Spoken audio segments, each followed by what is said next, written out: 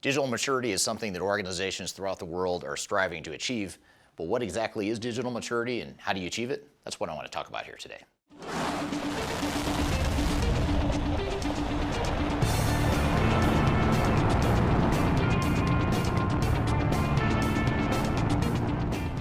My name is Eric Kimberling. I'm the CEO of Third Stage Consulting. We're an independent consulting firm that helps clients throughout the world reach their third stage of digital transformation success. And when we're helping clients with their digital transformation journeys, helping them define a digital strategy and ultimately execute that digital strategy, one of the first things we do is we try to assess what the digital maturity of the organization is versus what they want their digital maturity to be. We also use that as an opportunity to benchmark against other organizations throughout the world. So what I want to do today is talk about not only what digital maturity is, but more specifically how you can assess your own digital maturity and how you can define what that future state is or should be for your organization. And I'll also talk about some of the pitfalls along the way as well. Before we dive too far into today's content, I want to share a little bit of information about Third Stage Consulting and who we are. Third Stage Consulting Group is an independent technology agnostic provider of consulting services to help clients through their digital transformations. We help with digital strategy and software selection, as well as implementation planning. And during implementation, we provide services related to program management, organizational change, business process improvement, as well as enterprise architecture. These are just some of the services we provide. We have offices in North America, as well as Europe and Asia Pacific. So if you'd like to learn more, I encourage you to check out our resource center, which includes a number of resources that will help you through your digital transformation. And you can access that for free using the QR code here or the links below. You can also reach out to me directly if you'd like to discuss your digital transformation and brainstorm ideas on how to improve where you're headed on your journey. Now let's jump back into today's content. Before we dive into how to assess your digital maturity and how to define what you want your digital maturity to be, it helps to, first of all, define what exactly is digital maturity. What are some of the different components of it? So that's where I'll start. So first, when you think about digital maturity, one of the first things you think about is the technology you have in place.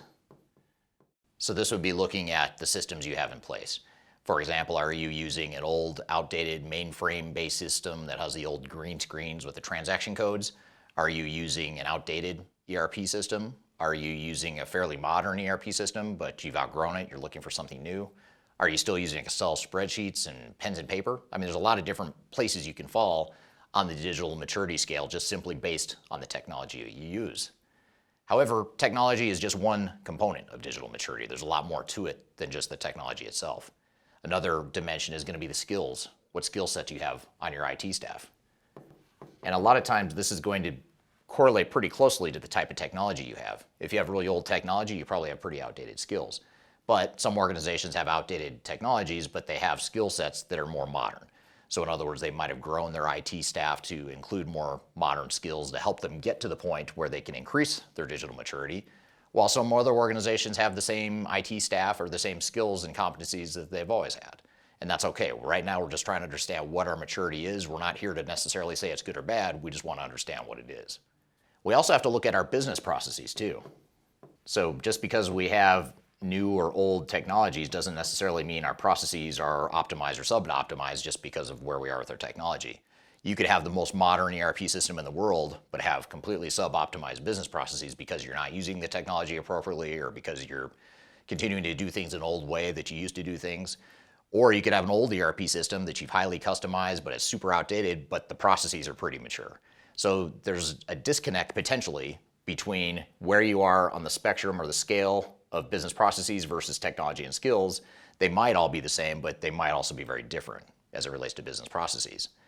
And then finally, another major dimension of digital maturity is going to be your architecture and data.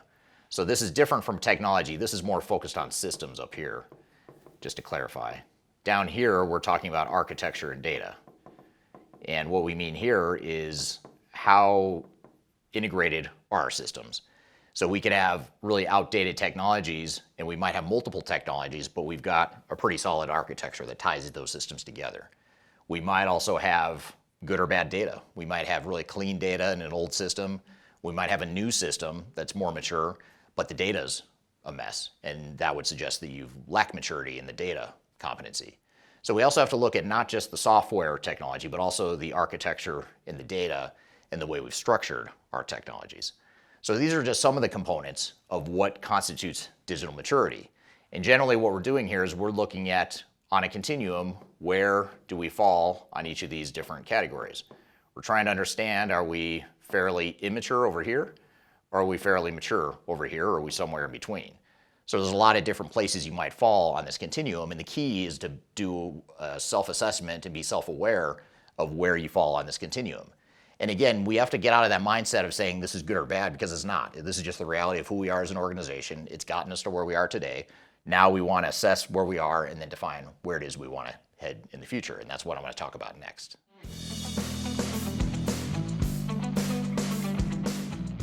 So I started to talk here about where we are in our current state. Where on the spectrum do we fall?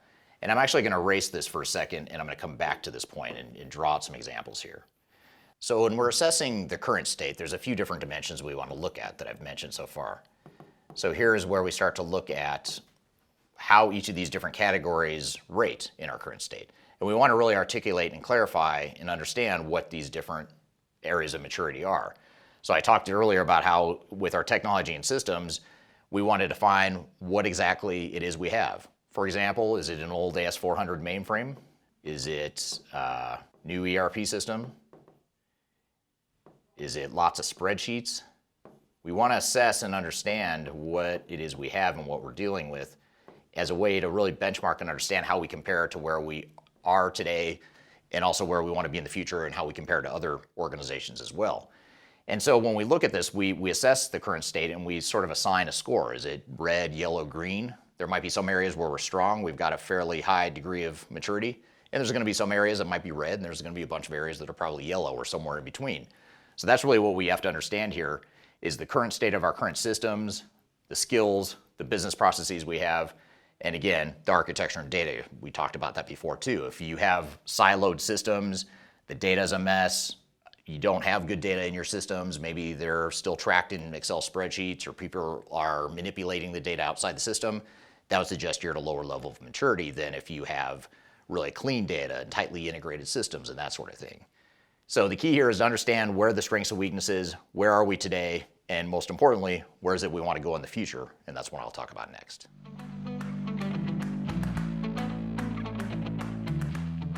So now that we understand what our current state is, now we have to define what our desired future state is. And this is a bit trickier than it sounds because it's not as simple as saying we want this utopia future state, this perfect world where everything's great and we overnight transform ourselves into a digitally mature organization. However, we also want to make sure we have a long-term view of where it is we're headed, knowing that it's not going to happen overnight. It's going to take some time. There's probably going to be incremental phases and incremental steps along the way. So in our future state, we might say, well, we want a postmodern or a composable ERP system. We might envision a future state where we're using AI. We might envision a future state where we're using data and analytics to provide better insights into our business. We might have optimized business processes that are streamlined and reducing cost and making us more profitable as a business. All these different things that we define that we want to have within our future state. And again, this isn't going to happen overnight. This transition from where you are today, the maturity level today, and where you want to be in the future is going to take years in most cases. So the key here is to paint that future vision, but then know that we need to take this future state and break it down into more incremental steps to help us get there. Now, I have another video on my YouTube channel that I encourage you to check out. You can find it right here, and it's about how to create a digital strategy for your organization. In fact, it's a deep dive training session on digital strategy. You can find that video right here, and that unpacks all the different dimensions of defining a digital strategy and really helping close this gap between your current state and your future state. But for today's purposes, I'll just mention that you want to define what that future state is so that you have a clear vision of where it is you're headed with your overall transformation.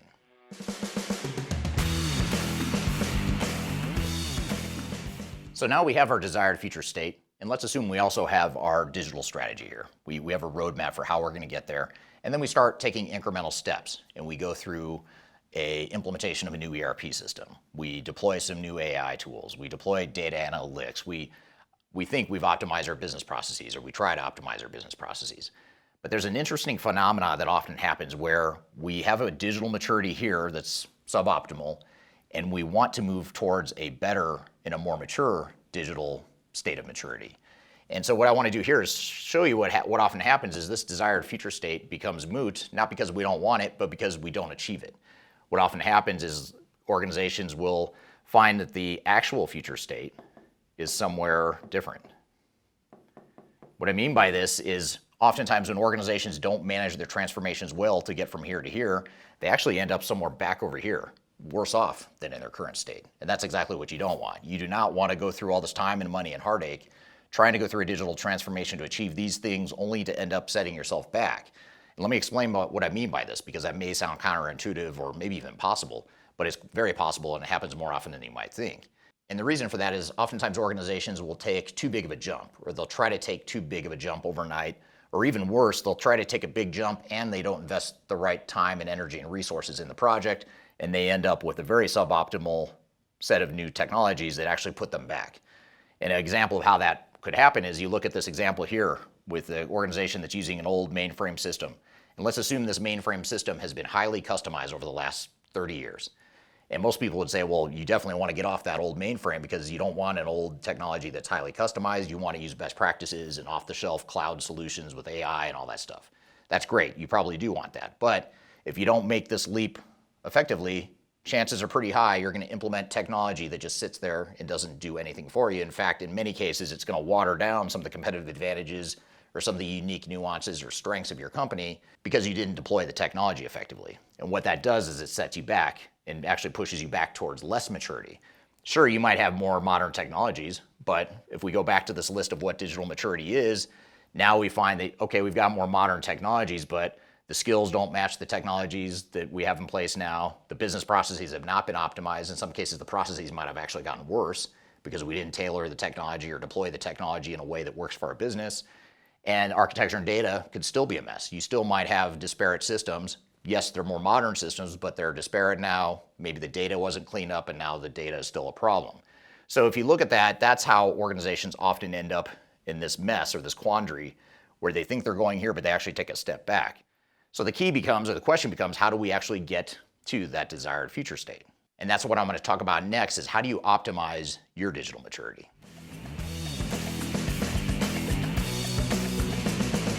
So now the question is, how do we optimize our future state? If I'm telling you that it's possible to paint a vision of the future, but you might actually end up taking steps back, how do I avoid that? How do I ensure that I'm actually taking steps forward in optimizing my digital maturity? And the first thing I would suggest is that you absolutely need to do this current state. If you do the current state and you have that self-awareness of where you are today and what your strengths and your weaknesses are, that's the first step towards getting to where it is you want to be. The second really important thing to do is to balance the future state in a way that's not just focused on long-term strategy, but also short-term. Too often organizations get caught up in the long-term strategy, but they can't figure out how to execute and how to get there. And like I said before, they try to take too big of a leap in too short of a time, and it's just not realistic. And that's the other thing, is you want to be realistic. And that's probably the biggest piece of advice I could give you, is be realistic on how you're going to achieve this roadmap right here. And the more realistic you are and the more of a handle you have on how much time and effort and resource and risk is it really going to take, the better off you're going to be and the more likely it is you're actually going to make progress in moving and advancing your digital maturity. So I hope this has provided you some understanding of what digital maturity is. I'd love to hear your feedback. How does your organization compare to others, do you think?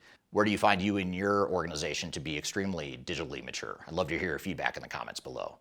And if you'd like to learn more information about digital strategies like this and others, I encourage you to read our 2024 Digital Transformation Report. It's a report we publish each year, covers a number of emerging trends and technologies and independent software reviews and rankings to really help you define how it is you might define your future state and reach that digital maturity you're looking for. So I hope you found this information useful and hope you have a great day.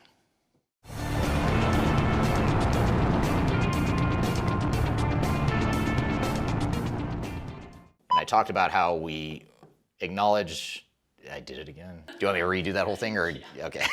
I was thinking this would be the part you